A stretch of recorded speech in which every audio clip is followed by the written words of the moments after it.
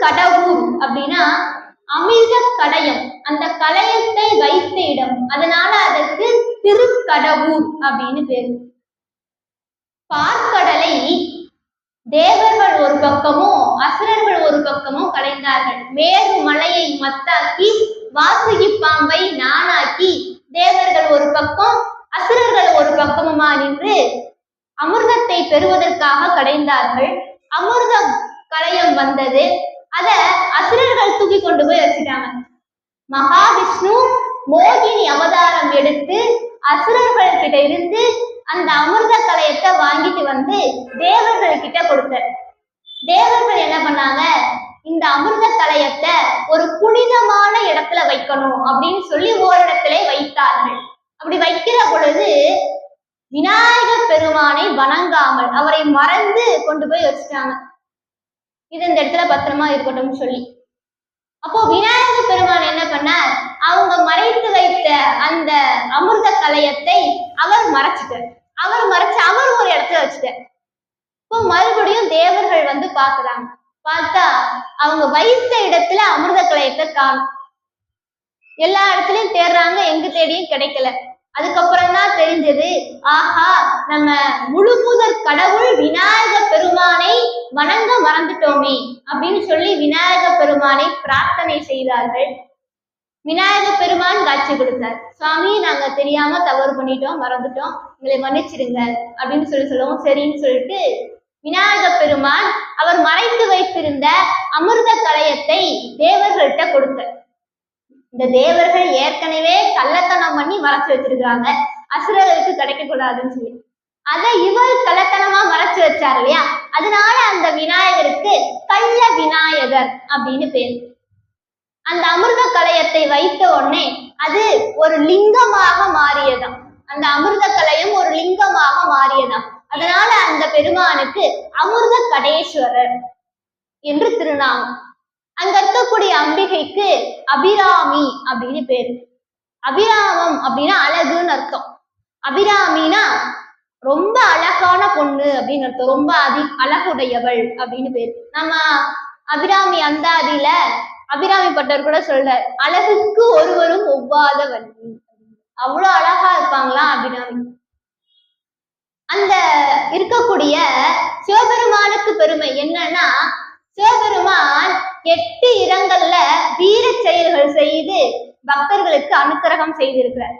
அந்த இடங்களுக்கு அட்ட வீரட்டான தலங்கள் அப்படின்னு பேர். சிவபெருமான் வீர செயல்கள் செய்து பக்தர்களுக்கு அனுக்கிரகம் செய்த இடம். அந்த அட்ட வீரட்டான தலங்களிலே ஒன்று கடவுர் வீரட்டம்.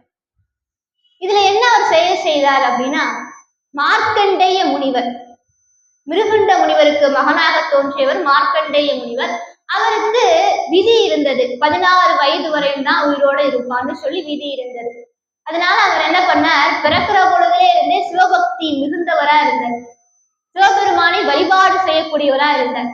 தினந்தோறும் சிவபெருமானுக்கு பூஜை செய்து வழிபட்டு மலர் மாலைகள் சாத்தி வழிபாடு பண்ணக்கூடியவர். அவர் இந்த 16வது வயது நிரம்பும் பொழுது நம்ம திருக்கடவூர் அமிர்த கடேஸ்வரருக்கு சிவபூஜை பண்ணிட்டு இருந்தார். ஓம் நம சிவாயன்னு சொல்லி அந்த அமிர்த கடேஸ்வர் பெருமானுக்கு அபிஷேகங்கள் அலங்காரங்கள்லாம் செய்து மலர் மாலைகள்லாம் சாத்தி தீப தூப ஆராதனை செய்து அந்த பெருமானை தினந்தோறும் வழிபாடு பண்ணிட்டு இருந்தார். இப்போ அவருக்கு 16 வயது நிறைவடைஞ்சது. நிறைஞ்ச உடனே அவருடைய கால கணக்குப்படி அவருக்கு விதி முடிஞ்ச உடனே அவர் எடுத்து உயிரை கொண்டு போறதுக்காக யம தூதர்கள் வந்தார்கள். முதல்ல யம தூதர்கள் தான் வருவாங்க. யம தூதர்கள் வந்தாங்க. வந்தா அவங்களால மார்க்கண்டேய முனிவர் பக்கத்துல கூட போக முடியல, அவங்க பக்கத்துல கூட நெருங்க முடியல. உடனே யமதர்மர்கிட்ட போய் சொன்னாங்க. இப்போ யமதர்மரே வந்துட்டார். எருமக்கடா மீது அமர்ந்து கொண்டு யமதர்மரே வர்ற. காலத்திலே வருபவர், அதனால அவருக்கு காலன்னு பேரு. சரியான காலகட்டத்துல ஒருவர். அப்படி எரும மீது அமர்ந்து கொண்டு அவர் வர்ற.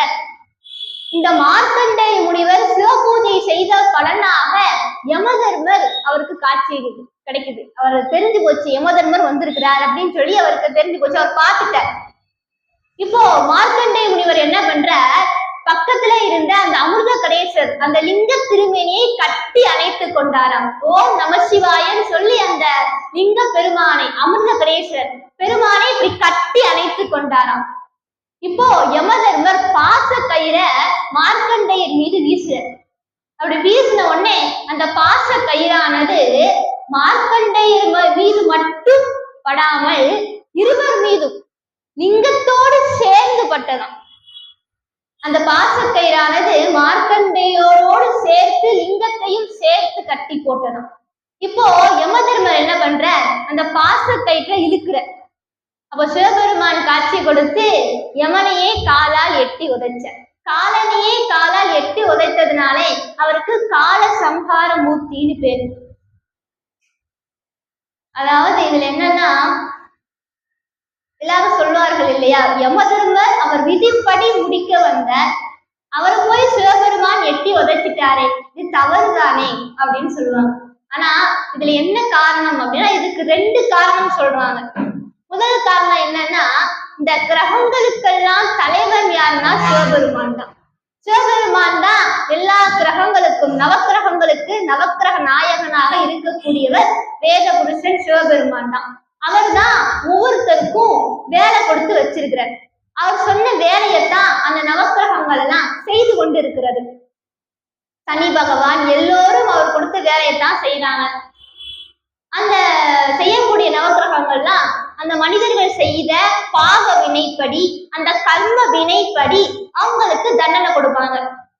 இப்போ சிவபெருமான் அந்த பாச கயிற்ற சிவபெருமான் மீது அந்த பாச கயிற்று பட்டது இல்லையா, அந்த சிவபெருமான் தானே யமனுக்கே வேலை கொடுத்திருக்கிறார். என்னடா வேலை கொடுத்த என் மேலேயே பாச கயிற்ற போட்டு இழுக்கிறையே அப்படின்னு சொல்லி காலால எட்டி உதைச்சா. இது ஒரு காரணம். இன்னொரு காரணம் என்னன்னா, இப்போ நம்ம இருக்கிறோம், நம்ம வாழ்ந்து கொண்டு இருக்கிறோம். நம்மளுடைய இந்த அரசுல ஒரு சட்டம் இருக்கிறது. என்ன சட்டம்னா, மனிதர்கள் யாராவது குற்றம் செஞ்சாங்க, சாதாரண ஆள் குற்றம் செஞ்சாங்க அப்படின்னா அவங்களுக்கு நம்ம ஊர்ல இருக்கக்கூடிய நீதிமன்றத்துல அவங்களுக்கு தீர்ப்பு கொடுப்பாங்க. இதே நம்ம ஊர்ல ஒரு பெரிய ஒரு கவுன்சிலர், எம்எல்ஏ, எம்பி, இந்த மாதிரி எம்பி நிலையில இருக்கக்கூடியவங்க ஏதாவது தவறு செஞ்சாங்கன்னா அவங்களுக்கும் மேலதிகாரி யாரோ அவங்கதான் தண்டனை கொடுக்கணும். அவங்களுடைய ஒப்புதல்கள் எல்லாம் பெற்று அவங்க ஆலோசனை கூட்டம் எல்லாம் நடத்தி அந்த எம்பி, எம்எல்ஏ உயர்ந்த நிலையில இருக்கக்கூடியவங்களுக்கு பெரிய உச்ச நீதிமன்றம், உயர் நீதிமன்றம் போன்ற நீதிமன்றங்கள்ல தீர்ப்பு கொடுப்பாங்க. இப்ப சாதாரண ஆள் தப்பு பண்ணாங்கன்னா உரிமையியல் நீதிமன்றம், குற்றவியல் நீதிமன்றத்துல தீர்ப்பு கொடுப்பாங்க. இதே ஒரு பெரிய உயர்ந்த பதவியில இருக்கக்கூடியவன், உயர்வான பதவியில இருக்கக்கூடியவருக்கு தண்டனை கொடுக்கணும், தீர்ப்பு கொடுக்கணும்னா உச்ச நீதிமன்றம் அவங்களுக்கும் மேலான அதிகாரிகள் தான் அந்த தீர்ப்பை கொடுக்கணும். அது மாதிரி இப்போ சாதாரண ஆள் தவறு செய்தார்கள் அப்படின்னா அவங்களுடைய பாவ புண்ணிய கணக்குப்படி, கர்ம வினைப்படி அந்த நவக்கிரகங்கள் எல்லாம் அவங்களுக்கு வினைப்படி அதற்கான தண்டனை, அதுக்குரிய வினையை கொடுக்கும். இதே ஒருத்தர் தினந்தோறும் சிவபூஜை பண்ணி சிவபெருமானை வழிபட்டு சிவபெருமானுடைய அடையாளங்களான ஜடாமுடி, முத்ராட்சம், திருநீரெல்லாம் தரித்து கொண்டு ஒரு சிவ அடியாராக மாறிடுறார். பற்றெல்லாம் விட்டு, எல்லா பற்றையும் விட்டு, ஆசையெல்லாம் துறந்து, எல்லோருக்கும் அன்பு செலுத்தி, எல்லோரிடத்திலும் அன்பாக இருந்து அருளோடு இருந்திருக்காம அப்படின்னா ஒரு சிவ அடியாராக இருக்கக்கூடிய ஒரு நிலை இருக்கிறார் அப்படின்னா அவர் சிவமாகவே இருக்கிறார். ஏன்னா சிவபெருமானுக்கு ஒப்பா யாரையாவது சொல்ல முடியுமா? திருமூலர் திருமந்திரத்துல சொல்ற, சிவனோடு ஒக்கும் தெய்வம் தேடினும் இல்லை அப்படின்ற. சிவபெருமானுக்கு இணையான ஒரு தெய்வம் தேடினும் எங்க தேடியும் கிடைக்கலன்ற.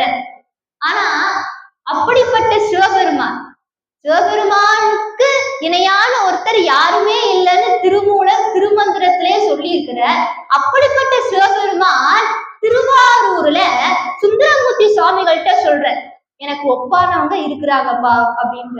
யாருன்னா, பெருமையால் தம்மை ஒப்பார், பேணலால் எம்மை பெற்றார், ஒருமையாய் உலகை வெல்வார், ஊனமே ஒன்றும் இல்லார் அப்படின்ற. பெருமையால் தம்மை ஒப்பார், பேணலால் எம்மை பெற்றார், ஒருமையால் உலகை வெல்வார், ஊனமே ஒன்றும் இல்லார் அப்படின்னு சிவபெருமான் தியாகராஜ பெருமான் சுந்தரமூர்த்தி சுவாமிகள்கிட்ட சொல்ற, எனக்கு இணையானவங்க அடியார்கள் தான்ப்பா, சிவ அடியார்கள், அவங்கதான் எனக்கு இணையானவங்கன்னு சொல்ற. ஔவையார் சொல்றாங்க, இந்த உலகத்திலேயே பெரியது எது? பெரிது பெரிது புவனம் பெரிது, புவனமோ நான்முகன் படைப்பு, நான்முகனோ கரியமால் முந்தியில் உதித்தோன், கரியமாலோ அலைகடல் துயின்றோன், அலைகடலோ குறுமுனியில் ஒடுக்கம், குறுமுனியோ கலசத்தில் ஒடுக்கம், கலசமோ புவியில் திருமண், புவியோ அரவினுக்கு ஒரு தலை பாரம், அறவோ உமையவள் சிறுவிரல் மோதிரம், உமையோ இறைவதம் பாகத்தில் ஒடுக்கம், இறைவனோ தொண்டர்தம் உள்ளத்துள் ஒடுக்கம், தொண்டர்தம் பெருமை சொல்லவும் பெரிதே அப்படின்னு ஔவையார் சொன்னாங்க. அதனாலதான் புராணத்துல கூட கந்த பெருமானுடைய பெருமையை சொல்லக்கூடிய புராணத்துக்கு கந்த மகா புராணம்னு பேரு, சிவபெருமானுடைய பெருமையை சொல்லக்கூடிய புராணத்துக்கு சிவபுராணம்னு பேரு, அவருடைய திருவிளையாடல்களை சொல்லக்கூடிய புராணத்துக்கு திருவிளையாடல் புராணம் பேரு. ஆனா அடியாருடைய பெருமையை சொல்லக்கூடிய நூலுக்கு பெரிய புராணம்னு பேரு, அதற்கு மட்டும்தான் பெரிய புராணம்னு பேரு. அப்போ அடியார்கள் தான் பெரியவர்கள், அவர்கள் சிவபெருமானுக்கு ஒப்பானவர்கள். அடியார்களுக்கு மேல இருக்கக்கூடிய சிவபெருமான் தான், சிவபெருமானும் அவங்களும் ஒண்ணுதான். நம்ம மாணிக்க வாசகர் கூட சொல்றாரு இல்லையா, சித்தவளம் அறிவித்து சிவமாக்கி இணையாண்ட அப்படின்ற. இந்த அடியார்கள்லாம் சிவமாகவே மாறிட்டாங்களாம். அப்படிப்பட்ட அடியார்கள், அப்படி மார்க்கண்டேய முனிவர் சிவ பூஜை பண்ணிட்டு இருக்கார், சிவ அடியாராகவே மாறிட்டார். இது எப்படி இதோடைய சாத்தியம்னா, அவர் பாசக்கயிறை போடுறார் இல்லையா, இப்போ பாசக்கயிறை வீசுகிற பொழுது மார்க்கண்டேய முனிவர் மேல மட்டும் பட்டா பரவாயில்ல, அது சிவபெருமான் மீது சேர்த்துட பட்டுச்சு.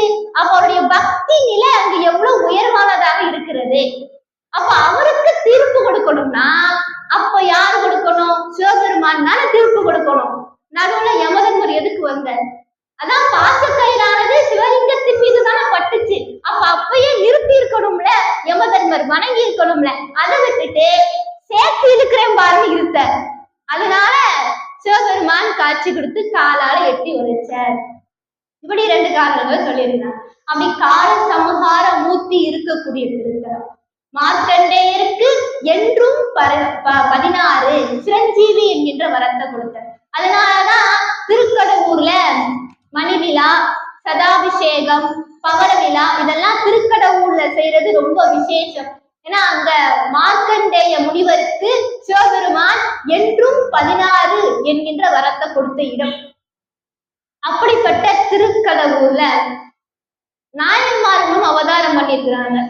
குங்கிலிய கலைய நாயனர், குங்குலியம் போட்டு இறைவனுக்கு தொண்டு செய்தவர், எல்லாத்தையும் விற்று குங்குலிங்கம் வாங்கி தொண்டு செய்தவர். குங்குலியனா சாம்பிராணி, அவர் தத்துக்கூடிய எல்லாத்தையும் வித்துட்டார். கடைசியா சாப்பாட்டுக்கே வழி இல்லை, சாப்பிடாம பட்னி கிடக்குறாங்க எல்லோரும். அவங்க மனைவி மக்கள் அத்துணை பேரும் பட்னி கிடக்குறாங்க. அப்போ அவங்க மனைவி குங்கிலிய கலைய நாயனாருடைய மனைவி கழுத்திலே போட்டு இருக்கக்கூடிய தாலிய கலட்டி கொடுத்து, இதுல பலசரக்கு சாமான், மளிகை சாமான் வாங்கிட்டு வாங்க, குழந்தைகள் எல்லாம் பசியோடு இருக்கு, சாப்பாடு போடணும், சமைச்சு சாப்பாடு போடணும் அப்படின்னு சொல்லி கழுத்துல இருக்கக்கூடிய தாலிய கலட்டி கொடுப்பாங்க. அவர் என்ன பண்ணுவார்? தாலியை வாங்கிட்டு போவார். போயிட்டு இருக்கும் பொழுது வழியில ஒரு வண்டி நிறைய குங்குலியம் ஒருத்தர் கொண்டுட்டு வருவார்.